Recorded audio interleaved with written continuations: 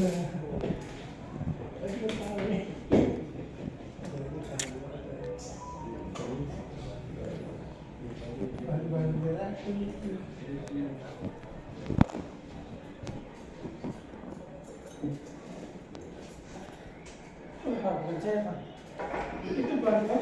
ini memang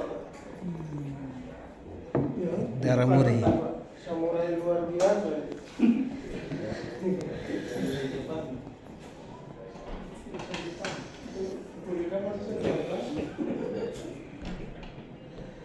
Baik, selamat malam semua teman-teman.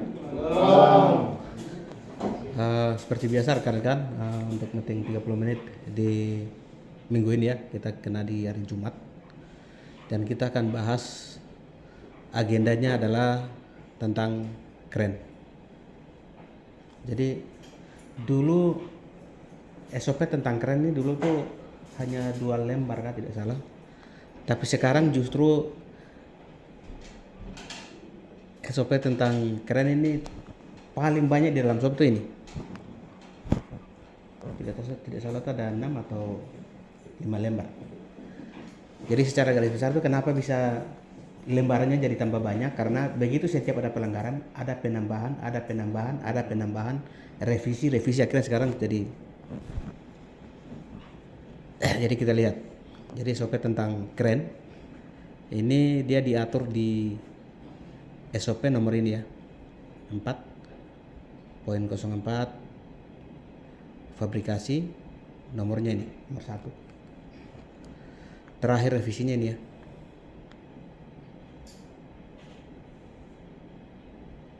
Pertama pembuatannya ini, kemudian ikutan dengan yang SOP ini dia tidak bisa terpisah. SOP ini tidak bisa terpisah dengan ini, dia harus baku ikut ini sama-sama ini. Karena saat melakukan pekerjaan ini juga masuk di dalamnya, maksudnya seperti itu. Jadi tanggal ditinjau atau revisi ulang SOP ini di tanggal 26 April. Kemudian keren kita tahu semua ya, dia sangat kritis. Ada di sini ya, warna merah. Konsekuensinya pasti kalau gagal pasti mati ya, atau fatal. Kemudian tujuannya pasti untuk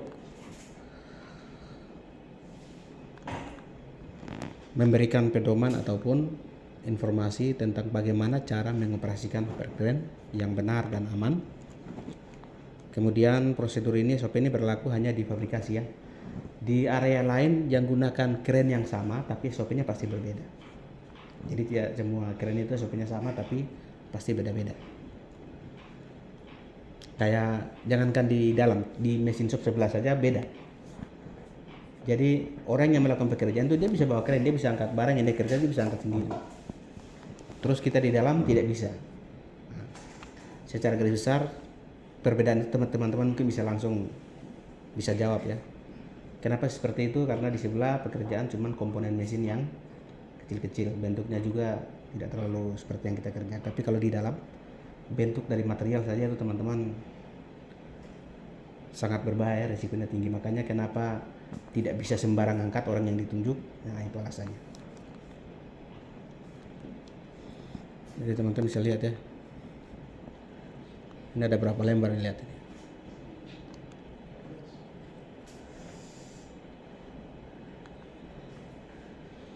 Karena setiap kejadian kelalaian, kegagalan terjadi pada keren, akhirnya penambahan terus sampai 15 lembar.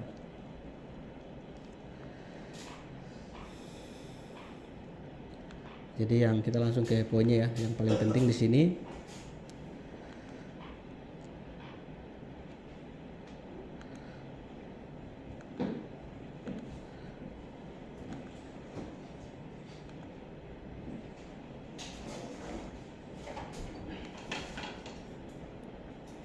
jadi teman-teman, kadang-kadang kita bantu operator ikat rantai ya. Ini prosedur tentang pengikatan hooknya itu juga teman-teman perlu kita harus pahami ya. Hooknya harus arah dari dalam keluar ya, dia punya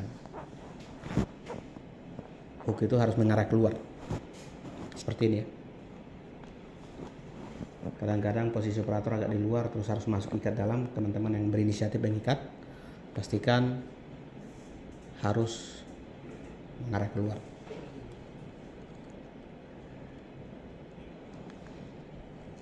Kemudian kita gunakan safety lock ya. Yang dulunya itu pakai pencet-pencet begini yang kayak apa ya? Tapi itu ternyata operator yang mengoperasikannya itu pulang tuh ini yang sampai akhirnya sekarang pakai yang di sini ya.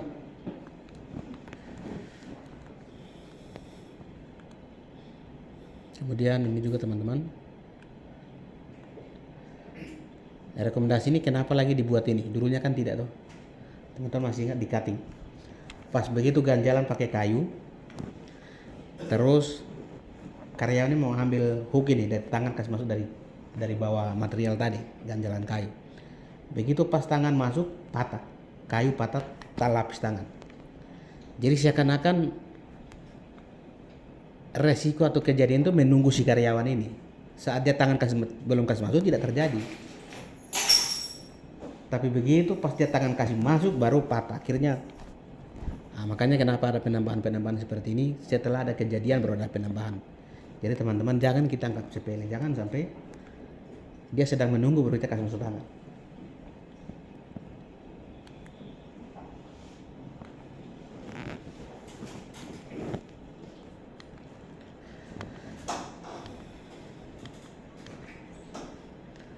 Kemudian juga teman-teman untuk menggunakan alat pengangkat misalnya clamping vertikal, horizontal, ini teman-teman perlu kita pahami juga ya. Di dalam juga ada beberapa yang konseling termasuk Pak Rumbino, terus Pak Beni. Kalau Pak Beni berulang-ulang.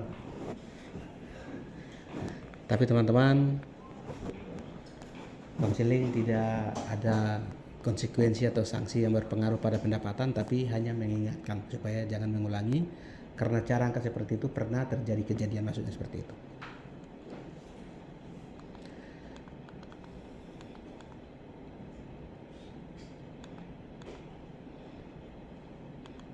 Kemudian kadang-kadang juga saat kita mengangkat material yang tidak bisa gunakan rantai, kita harus ambil sling. Nah teman-teman, yang ambil sling juga pastikan berat material, kemudian kekuatan dari sling itu sendiri kita harus tahu juga. Dan juga secara visual ya, pastikan dia punya kekuatan daripada benang itu jangan sampai sudah terurai atau ada yang rusak.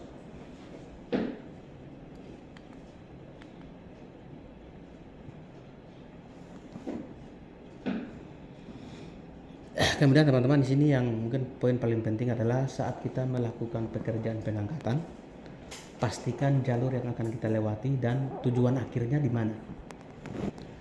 Kemudian sebelum kita meletakkan material bawa ke tempat akhir tadi, pastikan kita letakkan itu sudah ada ganjal atau belum. Karena kebanyakan di dalam SOP-nya begini, tapi faktanya beda.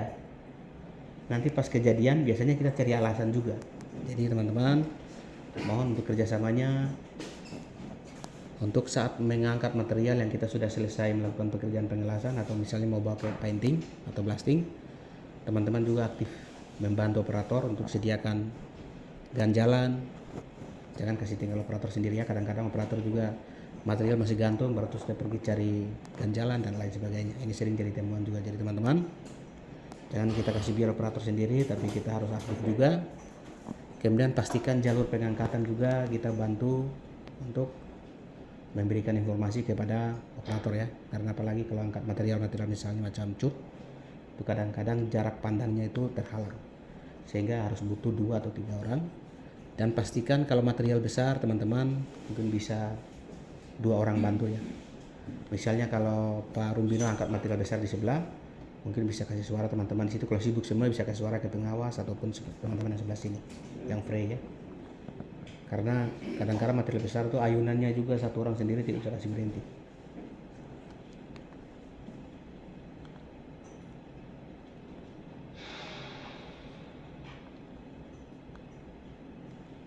Kemudian cara parkir ya, area parkir juga pastikan jangan sampai kita letakkan keren itu pada di akses orang lewat ya.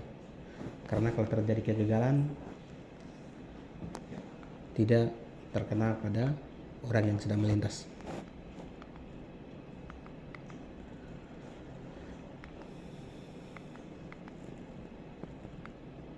Ini ya.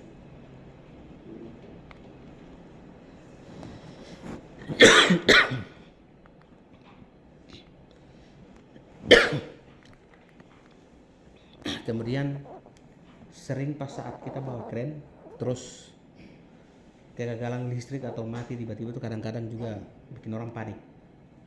Jadi itu jangan sampai teman-teman jadi panik juga ya. Maksudnya listrik padam tiba-tiba saat material pas sedang kita bawa itu berhenti tiba-tiba akan buatin ayunya itu tak karuan. Ini juga teman-teman kita harus tahu, kita siap misalnya kalau terjadi, posisi kita aman ya, termasuk operator dengan juga yang pegang tagline. Oke, next.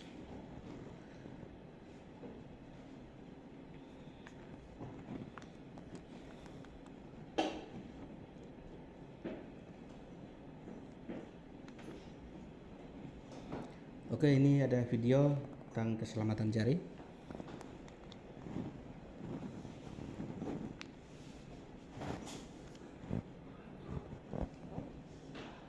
Suara deh. Itu tanpa suara kita dengar tuh macam kita nonton film mati gitu. Kayak zaman tahun 70-an kan.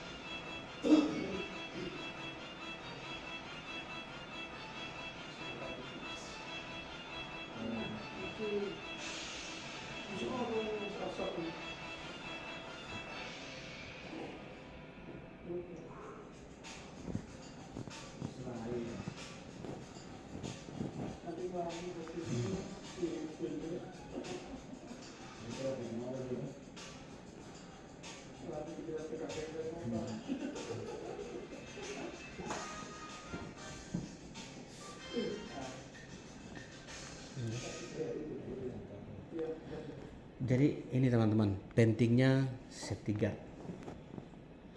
Mungkin teman-teman yang kejadian seperti ini, mungkin teman-teman bisa ada gambaran di area welder apa-apa saja sih yang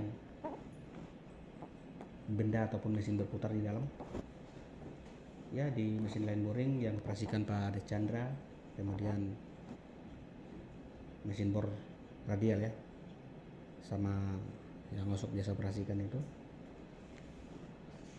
Ini sangat berpotensi sekali, dan teman-teman kita tidak berfokus pada yang besar-besar ini, tapi gurinda itu juga yang teman-teman lihat sepele itu kalau batunya teman-teman tekan terlalu paksa, kadang-kadang teman-teman lihat asap ya, dia akan melawan, itu bisa meledak.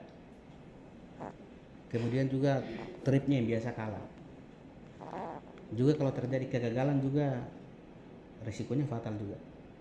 Pas batu pecah terus tidak pakai kacamata, baru pas langsung tancap di mata, saya yakin kita tidak bisa bohong lagi teman-teman. Jadi kita tidak berfokus pada yang besar-besar, tapi gurinda hampir semua yang mengelas pasti gunakan mesin gurinda. Teman-teman mohon untuk ekstra hati-hati. Kemudian juga pastikan guard itu sebenarnya kita lihat sepele, tapi tujuannya untuk supaya kita tidak langsung bersentuhan dengan benda yang berputar tadi. Ini ya, seperti ini. Kemudian juga kadang-kadang batu gurinda habis kita pakai, kadang-kadang kita kasih berhenti. Kadang-kadang kenapa SOP kita juga berubah, dulunya tidak, tapi sekarang setiap setelah menggunakan gurinda, kalau kita tidak pakai lagi, kenapa harus kita lepas? Saat kita lewat, begitu pas kita tidak lepas kabelnya, terus secara tidak sengaja kakinya tuh langsung sentuh power on off. Nah ini. Jadi semua SOP itu pasti ada maksud. Maksudnya supaya kita hanya selamat. Oke, ini dari preliminary incident yang terjadi 1 minggu berjalan ini ya.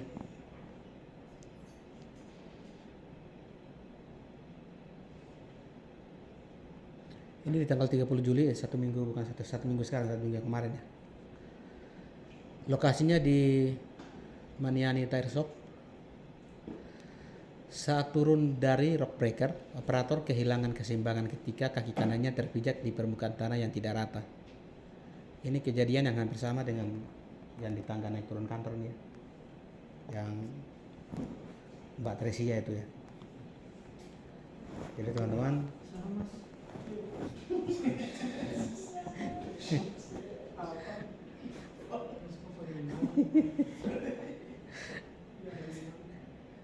teman-teman, kenapa pokoknya di perusahaan ini setiap area yang beda level itu harus kenapa kasih warna? Tujuannya mengingatkan kita supaya kita, oh ini beda level. Tapi kalau tidak kasih warna, orang apalagi yang badan besar ya, jatuhnya tidak jauh tapi pasti seperti ini teman-teman.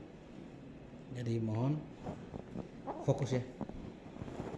Kemudian yang berikut tanggal 3 Agustus jam 21 lewat 40 jam 9. Lokasinya di Exhaust 1, kaki kiri seorang offsider terlindas ban jumbo ya. Ini yang kita stand meeting itu. Ini kehilangan sampai jam kerja ini ya, lost time. Jadi saat jumbo masuk ke sini, korban mengalami cedera pada kaki kirinya. Mungkin korban ini yang mengarahkan kah?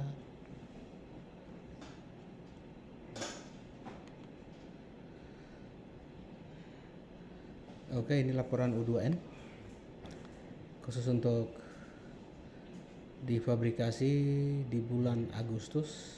Pencapaiannya baru 160 ya. Ya harapannya bisa kita mencapai seperti ini. Jadi teman-teman, tidak harus kita menunggu temuan orang lain untuk kita lapor sama-sama, tapi kalau teman-teman misalnya menemukan, bisa langsung ambil kertas kuning, bisa langsung isi. Atau yang ada HP, bisa kita ambil barcode-nya ya.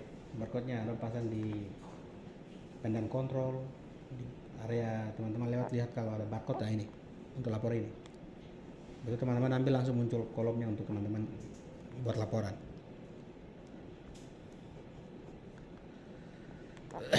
Jadi kenapa ini kita harus aktif melaporkan? Ini adalah salah satu cara untuk mencegah supaya jangan terjadi insiden atau insiden sekecil apapun ya.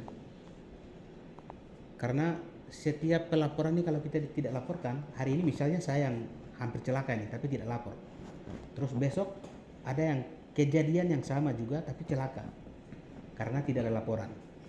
Dengan adanya laporan, supaya jangan lagi terjadi bagaimana, sehingga setiap karyawan mampu menganalisa, menilai bahaya-bahaya yang ada di tempat kerja.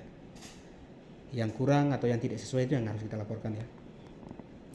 Oke, ini kebijakan tentang environmental ya, tentang lingkungan hidup yang baru. Jadi kewajiban semua orang yang ada di area sekitar perusahaan, bahkan juga orang-orang yang melakukan pekerjaan dalamnya karyawan, harus wajib mematuhi tentang kebijakan lingkungan hidup ini ya. Karena ini berdampak luas kalau tidak ditangani baik, pasti berdampak pada masyarakat di sekitar, kemudian juga orang-orang yang kerja di dalam bisa mengalami atau berdampak buruk tadi ya. Jadi apa-apa sih yang harus kita patuhi?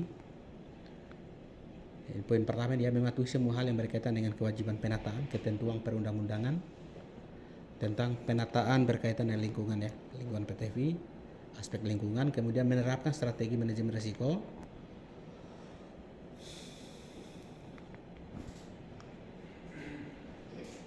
untuk mengupayakan perlindungan lingkungan dan pencegahan pencemaran lingkungan ya.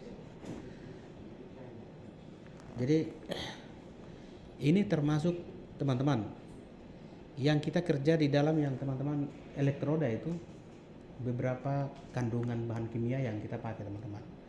Sekarang bagaimana kalau elektroda itu habis kita pakai las, terus sisanya ini kita main buang atau kasih turun dalam pot got itu ya.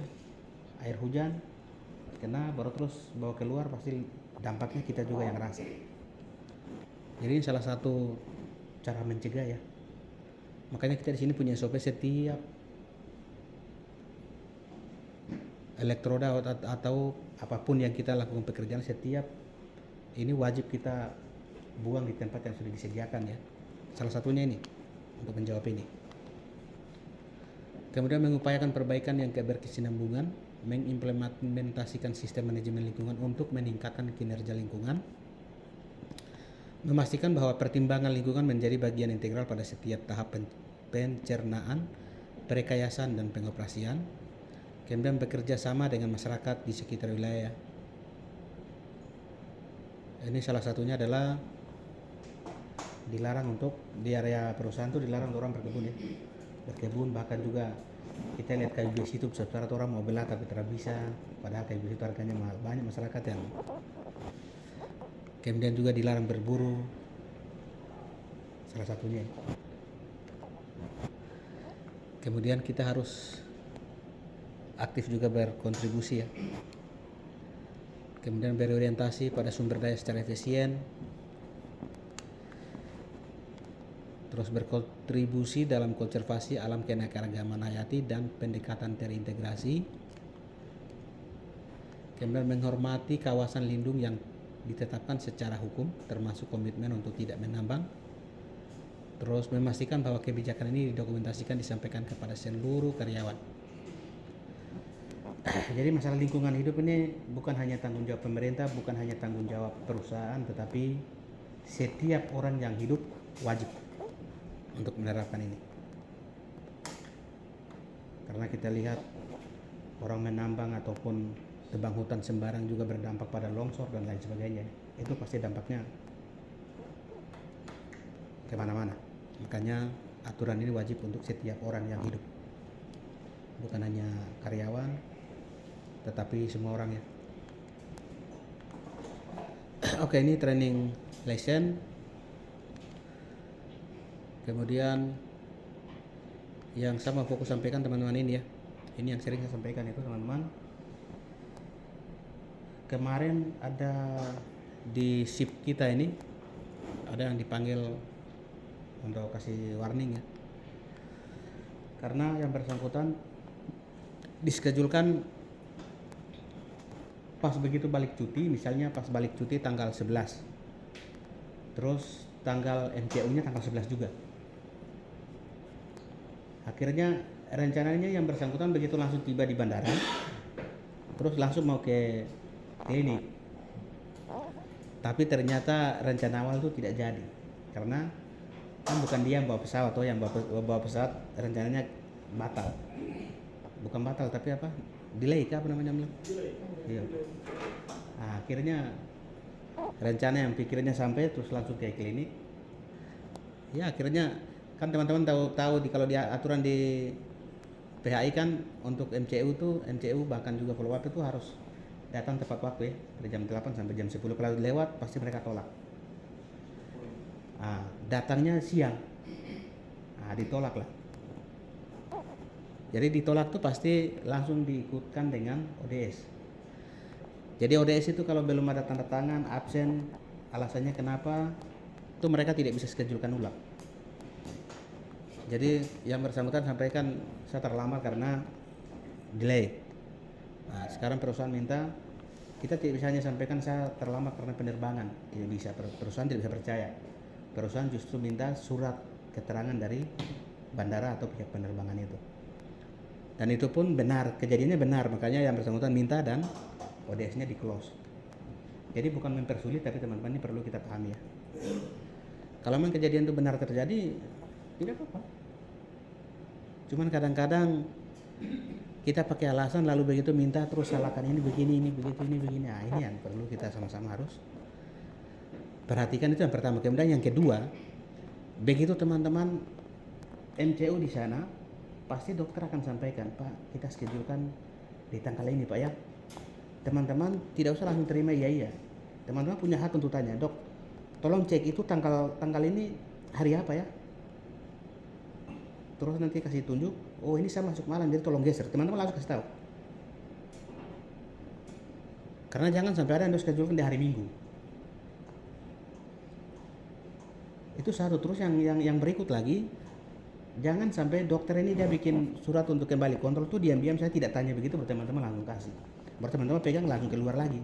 Ternyata schedule hari Minggu, Pak. Jadi teman-teman begitu dokter kasih apapun alasannya, teman-teman punya hak untuk lihat dan langsung tanya di situ. Kayak yang lalu kan Awe dia dischedulekan hari Sabtu. Dia bilang, aduh Pak ini hari Sabtu saya hari off, jadi saya tidak bisa. Terserah kau mau off, kau tinggal tapi ODS keluar, kau tetap kena warning karena hari itu kau tidak tanya dokter. Saya bilang dia begitu. Makanya teman-teman ingat, begitu pas dokter kasih seperti ini, teman-teman punya hak untuk tanya. Pak tolong schedulekan saya di hari kerja saya masuk pagi. Kemudian ingat, jam hadirnya juga jangan lewat dari jam 10 kayak Jack Sander Daramuri. Dia pergi jam 11 ke jam 12. Baru begitu dong suruh balik, baru sini mau kenakan warning, dia bilang langsung, admin terlambat kasih surat lah. Terus inilah alasan yang tidak masuk akal. Tapi teman-teman, mari kita ya berpikir yang positif saja.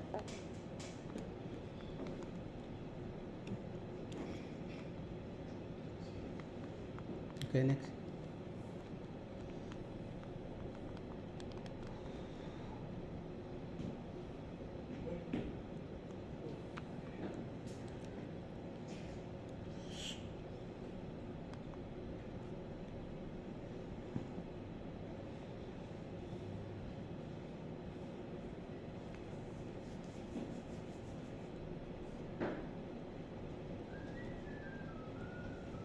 Oke, lewat ini sosialisasi IOM ya, Inter Office Memorandum tentang ini yang kita sudah, yang waktu masuk malam yang sudah sampaikan itu ya.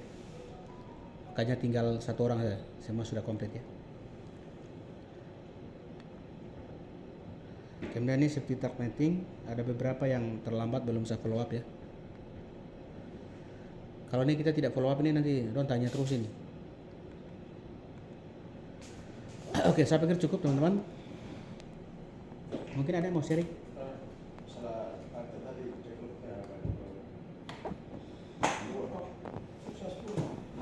Betul. Tadi teman-teman juga sampaikan seperti itu ya. Nanti kita email ke admin. Cuma sekarang ini tingkat kesulitannya teman-teman. Kalau persoalan ini terjadi secara umum, saya pikir tidak ada masalah. Nanti kita sampaikan dan itu kan ketahuan semua ini. Tapi kalau yang hanya terjadi 1-2 orang, ini pengawas saya sekarang sudah bisa cek ini. Siapa yang cek log atau tidak, ini kita tidak bisa cek ini. Tapi kalau general saya pikir tidak masalah, nanti kita sampaikan. Karena buktinya semua tidak terbaca memang.